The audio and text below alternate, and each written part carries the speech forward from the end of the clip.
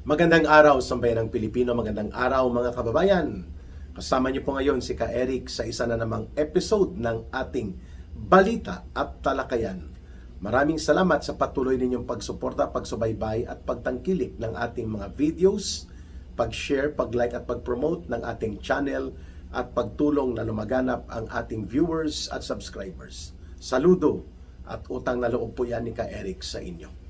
Mga kababayan, hindi po matapos-tapos itong pagtatanong ng mga mamamayan. Bakit ganun po ka-brazen, ganun po ka-lantaran at ganun ka-balasubas kung gumalaw ang NBI na parang hindi sila professional law enforcement agency. Sunod-sunod po ang mga pagbabatikos na ito at pagpupuna ng mamamayan.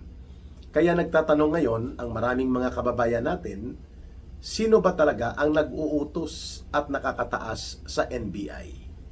Ano ba talaga ang agenda ng NBI matapos may talaga po si Melvin Matibag bilang direktor ng NBI? At saan ito patutungo? Kung ang pag-uusapan ay ang mga batayang karapatan at kalayaan ng ating mga mamamayan versus dito sa aparatos ng gobyerno na tinatawag na NBI, lalantaran kung gumamit ng kapangyarihang inaabuso at lantaran din at garapalan na hindi po nila nirerespeto ang maraming institusyon ng ating gobyerno. Sino mag-check sa kanila? Sino ang magrerenda at magtitimon na maging profesional, patas at hindi abusado ang isa sa pinakamahalagang law enforcement agency ng ating bansa, which is the National Bureau of Investigation. Pag-usapan po natin yan. At ano pong epekto sa mga ginawa nito sa soberenya ng ating bansa?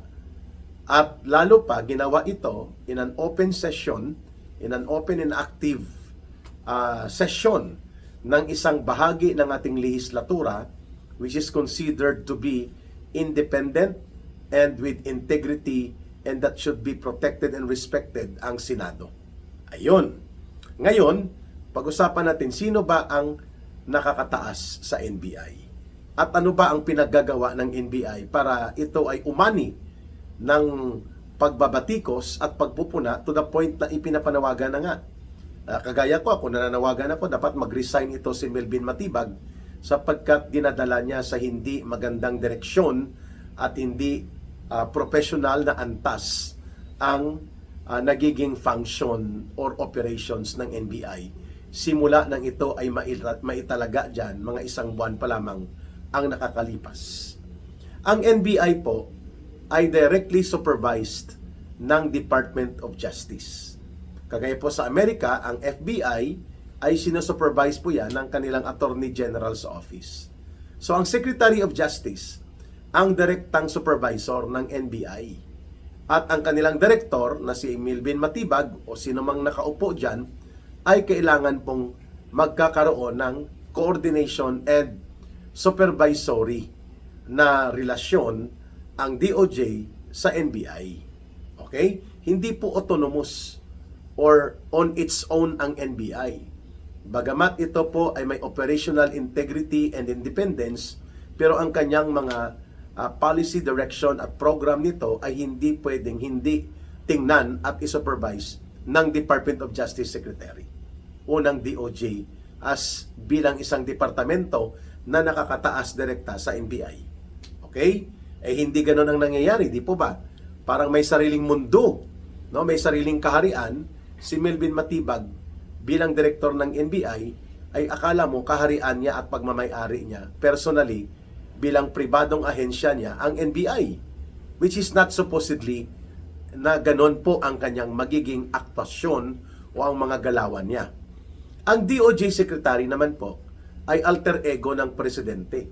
Isa po ito sa mahalagang cabinet position in the government. Kasi ito po ang nangangasiwa sa pag-facilitate, pag-process, pag-prosecute na mga dapat ginagawa ng mga kaso, lalo na po sa criminal cases, laban sa mga lumalabag sa batas. Ito ang pangunahing kasangkapan at instrumento ng gobyerno sa pagpapasiguro na mayroong criminal justice system na ang mga kaso na iimbestigahan at na idudulog sa korte at na ipaprosecute ng Department of Justice. Yan po ang purpose ng DOJ. So ang nakaupong sekretary ng Department of Justice, automatic po ay representante ng presidente ng Pilipinas. So ngayon, kung ganyan pala ang hierarchy at organizational and administrative link ng NBI, DOJ at ng Office of the President, ang tanong, sino nag-uutos kay Melvin Matibag sa ganito ka-uri ng brazen, lantaran at garapalan na mantakin mo ang mga NBI agents niya nagtambay at nagposisyon na pang-ambush type, at when they saw na pumasok na sa Senate building si Senator Bato de la Rosa, dinumog nila. Yun ang term na ginamit ni Senator Bato de la Rosa. Ni-wrestling po siya at inassault, ginamitan ng puwersa at nakipagirian ang isang active senator sa mga NBI agents sa loob ng Senate building at muntikan pang habulin pati sa loob ng Senate plenary at session hall. Hindi natin nakita ang ganitong kalapastanganan maliban doon sa panahon ng martial law sa tatay ni Marcos Jr., si Marcos Sr., nang idineklara ang martial law, kaagad na ipinapadlak po ang buong Kongreso, ang House of Representatives at pati ang Senado. At military po ang nag-execute noon, hindi lang NBI. And it was a systematic operations of the coercive apparatus of the government against its own branches of government. Yun pong nangyari. And after that, 60 or 70 years ago, lang natin nakita na may ganon kalapastanganan sa poder at kapangyarihan na ginagawa ang isang bahagi ng branch of government, which is the executive, during the declaration and under the rule of martial law. Pero ngayon wala tayo sa martial law, walang deklarasyon ng martial law at least. Pero kung umasta, itong NBI under Melvin Matibag ay parang ito ay special police ni Adolf Hitler during the time of the Nazi Germany. Sa panahon po ni Hitler, mayroon siyang special unit na tinatawag niyang Gestapo. It is spelled Golf or G-E-S-T-A-P-O. Gestapo po ang pag-pronounce niyan. Ang iba binabasa nilang Gestapo, pero it is pronounced Gestapo. Mga kababayan, ginamit po yun para sa personal na mga pang-atake ni Adolf Hitler, ang pinaka masama at pinakamalupit na diktador na dumaan sa kasaysayan ng ating mundo. Kaya nagkaroon nga ng World War II. Ang Gestapo ay isa po itong special unit ng mga operatiba ng Nazi police ni Hitler na lumulusob sa taong bayan. At ginagamit nila ang utos ni Hitler para durugin at pabagsakin ang sinumang tumututol o nag-o-oppose sa paghahari at pagdidikta ni Hitler, ni Adolf Hitler, sa Germany. Parang ganun ba ang gustong gawin ni Melvin Matibag sa NBI? Iko-convert niya ito bilang Gestapo o special unit ng mga pulis o tagapagpatupad ng mapanupil, tiraniko at pangdiktadura na uri ng pamamalakad without necessarily declaring the law or even the declaration of the martial law. Ganun po ba yon ang gusto niyang gawin? Kasi nakita po natin kung gaano ka bastos at ka-arugante at kahambog ang mga NBI agents kahapon nung nilusob nila ang Senado. Pinalockdown pa nila ang premises at building sa Senado at chine-checkpoint ang lumalabas ng mga sasakyan na akala mo ay mayroon pong wanted criminal sila na hinahanap na pusakal na kriminal, mga kababayan. So, malinaw na ang NBI ay nagiging isang parang political persecution machinery at ginagamit po sa special project para mangharas at manghagupit gamit ang kapangyarihan nito laban sa mga political opposition figures. Yan, naranasan ko yan. Ni Ka Eric, naranasan din po yan. Ni Manong Jason sa isang veteran journalist sa pamamahayag sa telebisyon at radyo. Malinaw din po yan na ginawa nila yan sunod-sunod sa mga targeted political opposition figures, kay Congressman Mike Defensor at sa pamilya niya at sa kanilang mga lehitimo na negosyo. Ang kanilang pagtrato sa 18 brave soldiers na to na lumantad bilang mga testigo doon sa malawakang pagbubunyag ng delivery ng mali-mali tuni-tuniladang mga pera na pinagnanakaw at pinagdurubo papunta kina Marcos at kila Romualdez.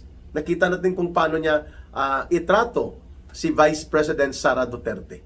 So iyan ang problema kung politiko at bulok na politiko ang nakaupo sa isang poder at kapangyarihan ng isang law enforcement agency. That is exactly what we are seeing right now of what is happening sa NBI under sa pamumuno o paghahari-harian ni Melvin Matibag sa NBI. No, maraming dumaan na mga NBI director na mga sikat pa sa kanya. General Alfredo Lim, no, sila Epemaco Velasco, no? Marami pong mga sikat na dumaan ng mga NBI agents or NBI director. Pero hindi po kapareho nito kay Melvin Matibag kung gumamit ng hari-harian at puno ng kahambugan na uri ng kapangyarihan. Wala pa siyang isang buwan pero grabe na po ang imahen na naging negatibo against the NBI. Kaliwat ka ng pagsasampa ng kaso, pangaharas, mga statement ng pananakot, magpapaimbestiga daw siya sa mga social media platforms at kanyang sasampahan ng kaso kung ano-anong mga pananakot at kaabusuhang pahayag na ginagamit niya at nakalimutan niya na ang NBI ay hindi pwedeng saklawin ang kalayaan at demokrasya ng mamamayan o labagin o sapawan o lagpasan ang saligang batas. Mantakin mo, patatakutin kanyang hindi ka makapagsalita. I-align kanya sa mga Duterte, i-align kanya sa mga political opposition. Hindi pwede po yan. Yan ang sinasabi ko kanina. Na kapag ang NBI ay isang supposedly professional law enforcement agency, nilagyan mo ng bulok na politiko, ayan, kagaya ni Melvin Matibag, politikong bulok yan. Yan pong imahin niya. Galing yan sa PDP laban at maraming bagahe bit-bit yan galing sa PDP laban sa side ng mga Duterte at ngayon biglang naging sip-sip at naging operatiba ni Marcos at binigyan ng kapangyarihan sa NBI na maging direktor. Ito po ang nakikita natin ngayon. At kaya nga valid ang mga panawagan na dapat mag-resign siya. Kasi nga maraming nasasangkot din na issue sa kanya personal. Yung kumakalat na mga video sa social media, tinatakot niya ang mga tao o yung mga gustong magkomentaryo at pumuna sa kanya. Kahapon nga ang kanyang reaksyon, parang gusto niyang hamunin ng suntukan. No, balasubas na mga attitude po yung ganyan. At yan po ay barbaro. Hindi po yan attitude o karakter o mental state ng isang matino na opisyal ng gobyerno, lalo pa NBI director ka, napapatulan mo mga rallyesta, ang mga nagpapahayag ng kanilang pagtitipon at mga saloobin sa kaganapan po kahapon outside of the Senate gate. No? Muntik pa niyang donggolin, no? At bigyan ng hamon ang mga rallyesta. May mga insulto pa siyang matapang na yan sa mga salita at Facebook. Ikaw nga matapang ka dahil may NBI ka eh. Subukan mo ring mag-resign at bumalik ka sa ordinaryong sibilyan. Sige nga, at wala kang bodyguard.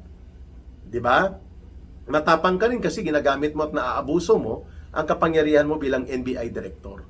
Yan po ang tanong ngayon. Kanino nagre-report at kanino kumukuha ng kumpas si Matibag? Mantakin mo, aaminin niya na pinagawa nila sa peke na factory ng mga peke na mga produkto at peke na mga imprintahan sa rekto ang ginamit nilang entrapment money. Pwede ba yon? So, ibig sabihin, tinotolerate niya ang mga peke, ang mga counterfeit at mga illegal na mga ginagawa sa rekto. Yan ba ang ibig sabihin niya? O walang pumupuna sa kanya dyan? Yung pagkakasangkot niya doon sa video na may pananakot siya, na kumakala, tinatakot niya ang mga nag-share noon at nagkokomentaryo doon. Faila ng kaso, perwisyuhin niya, buligligin niya. Kahapon nakita naman natin kung bakit ganun kalakas ang loob ni Trillanes. Wala itong otoridad, hindi ito opisyal ng gobyerno, civilian ito, hindi rin ito officially designated ng ICC na sheriff nila or warrant server nila si Trillanes. Epal at kopal lang talaga si Trillanes. Pero mas naging epal at kopal kahapon si Trillanes dahil bit-bit niya ang otoridad ng NBI na kasabwat niya sa paglusob sa Senado. At muntik nang mapadukot si Senator Bato de la Rosa, kapareho nang nangyari sana kay former President Rodrigo Duterte. Ngayon, lumaban si Senator Bato de la Rosa nakipagbuno siya at pumasok sa Senate Session Hall, nanindigan ang mga senador. At mabuti na lang na hindi na po si Tuta Soto at sila Ping Lacson ang nagkokontrol ng liderato ng Senado. Naging majority black po itong grupo nila Senator Alan Peter Cayetano at iba pa mga senador na matitino na nasa majority black ngayon, matitino ang pag-iisip at least. Mga kababayan, at ngayon, itong si Matibag, sinabihan siya ni Senator Alan Peter Cayetano, sundin natin ang batas. You apply for a counterpart local court arrest order by validating that sinasabi ninyong ICC warrant doon sa local court, hindi mula kay Trillanes. Walang pinagkaiba naman si Trillanes doon sa mga sinasabi ni Matibag na mga peke na imprintahan sa Recto. Baka nga sa Recto din binitbit ni Trillanes para maging parang real at authentic di umano ang kanyang bitbit na dokumento. In the first place, wala siyang personality para magkaroon siya doon ng presensya ng pangingialam as if supervisor siya ng mga NBI agents na lumusob sa loob ng Senate building at nagdumog at nag-atake kay Senator Bato de la Rosa. Dapat makulong din ito si Trillanes, no, sa kanyang ginawang impersonation, ang pagiging impostor niya na kunwari siya ay bahagi ng ICC warrant and process server machinery. Hindi naman siya designated. Wala din tayong nakikita na executive order na nagtatalaga kay Trillanes bilang espesyal na atsoy or espesyal na muchacho ng ICC at ng Pilipinas. So saan siya humuhugot ng kanyang pagiging pakialamero at kahambugan kahapon sa Senado para parang mag-akto na parang supervisor siya ng mga NBI na mga agents na nagdumog, nag-ambush kay Senator Bato de la Rosa kahapon. Di siyempre galing kay Matibag yun, galing kay Marcos din. At ibig sabihin kung ang Department of Justice ang direct supervisory agency at ang Department of Justice Secretary ang direct supervisor sa NBI, di si Trillanes at si Matibag sanctioned ng Department of Justice ang kanilang ginawa. And therefore, kagustuhan at utos ni Marcos Jr. Yan pong epekto ng chain of hierarchy of organizational authority and administrative link. Diba? Sinabi ko na kanina, ang NBI at ang director nito, supervision yan, sa ilalim yan ng sakop ng pag-supervise ng Department of Justice at ng kanyang Secretary of Justice. Diba? So, ibig sabihin, si Trillanes, sila Matibag, ay mas mataas pa sa Department of Justice Secretary kung umasta, at they are directly reporting from someone else, direkta sa Malacanang, sa Office of the President. Kanino? Kay Ralph Recto, bilang Executive Secretary. Yan ang mga katanungan na dapat masagot. At hindi natin dapat hayaan ito na lumagpas ito, bagamat may siyam na contempt na NBI agents, nagkaroon po ng bargaining and negotiation. Dinala sila ni Melvin Matibag sa NBI office at nakasabi niya, ipa-office sa custody niya muna at imbestigahan at hindi mo na makakauwi. Well, that's his word. We'll take it, tingnan natin kung tama at totoo yun. At samantalang si Senator Bato de la Rosa naman po, habang inaayos ang procedure of law at dapat hindi matapakan ang judicial and legal integrity ng Philippine Sovereign Judicial Authority sa Pilipinas, samantalang mayroong sinasabi na ICC issued arrest order, kailangan pa rin dumaan ito sa local court. Yun ang pinapanindigan ng Senado at mayroon legal remedy si Senator Bato de la Rosa at ang kanyang legal defense team para gumawa po ng remedyo sa batas. At mabuti naman at umatras ang NBI, pinull out nila ang kanilang mga tao sa loob ng Senate building na wala bigla na parang aso or usok, no, parang asong usok itong si Trillanes kahapon nang makita niya na hindi na niya makakaya pa ang gimmick niya na maipapadukot nila si Senator Bato de la Rosa at illegal na maipapatapon at makukulong sa doon sa Netherlands kasama ni Pangulong Duterte. This is no longer about Senator Bato de la Rosa.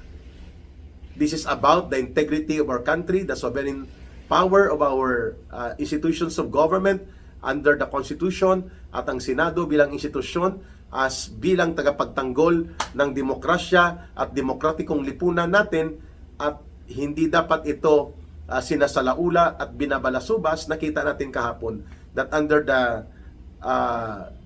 reign o sa pamumuno o kumpas ni Melvin Matibag at pangingialam ni Trillanes, na tameme ang Department of Justice Secretary, wala siyang sinabi.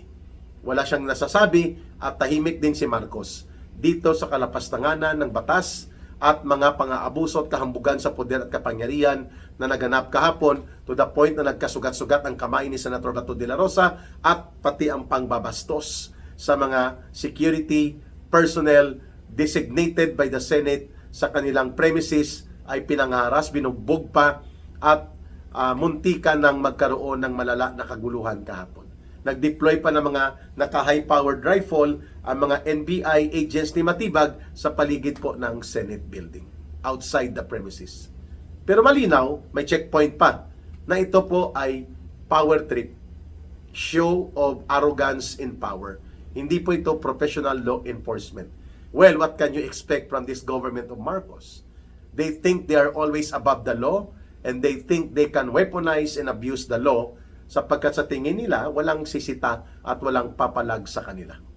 Yan po ang epekto nito. Lalo pa ngayon na ang ICC ay naging malakas din ang loob na mangialam sa Pilipinas, bagamat ito ay isang bogus entity, wala na po tayong obligasyon sa ICC, ay hindi pa rin po tumitigil na ginagamit at kinakutsaba ito nila Marcos sa pamamagitan po ng kanyang mga tauhan like Sunny Boy, the Big Joke Trillanes, at itong si Melvin Matibag. Dumistansya po ang DILG at ang PNP kahapon sapagkat sabi ni John Vic Rimulya, doon lamang sila magko-cooperate kapag nag-issue ng Notice of Warrant Implementation and Coordination ng Interpol sa Philippine National Police at sa Philippine authorities. Well, palusot na lang yun ni John Vic Rimulya kasi alam niya sumasabog ng iskandalo at very negative po sa gobyerno ni Marcos ang nangyayari. Ang tawag nga ng iba, nababaliw sa kanyang pagiging praning si Marcos sa kapangyarihan niya na natatakot siya na lumakas at lumawak po ang impluwensya at suporta ng taong bayan sa mga ginagawa nilang panggigipit at panunupil sa mga political opposition figures, lalo na yung mga aligned sa Duterte political camp. Sana po maimasmasan si Matibag that whatever power he may have, kung nalalasing man siya sa kapangyarihan na ito, sana wag niyang hilain pabagsak at palubog ang buong institusyon ng NBI, na dapat ito ay mananatili bilang isang professional, objective, and disiplinado at matuwid at makatarungan na uri ng law enforcement agency. Sana ma-realize na yan. It's time for Melvin Matibag to find himself somewhere else.